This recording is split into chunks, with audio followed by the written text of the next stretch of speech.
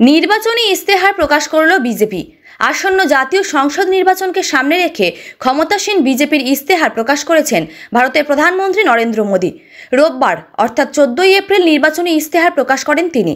এ সময় প্রধানমন্ত্রীর সাথে উপস্থিত ছিলেন স্বরাষ্ট্রমন্ত্রী অমিত শাহ, প্রতিরক্ষা মন্ত্রী রাজনাথ সিং, দলের সভাপতি জেপি নাড্ডা এবং অর্থমন্ত্রী নির্মলা সীতারামন সহ বিজেপির অন্যান্য মন্ত্রীরা।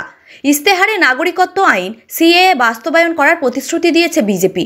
নরেন্দ্র মোদী বলেন, তাদের নির্বাচনী ইস্তেহারে বিকশিত ভারতের 4টি স্তম্ভের উপর জোর দেওয়া হয়েছে। সেগুলি হল নারী শক্তি, তরুণ শক্তি, কৃষক এবং দরিদ্র জনগণ।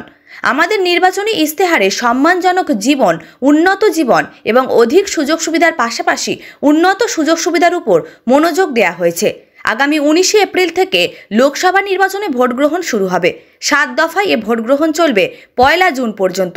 4 জুন ভোটের ফলাফল ঘোষণা করা হবে।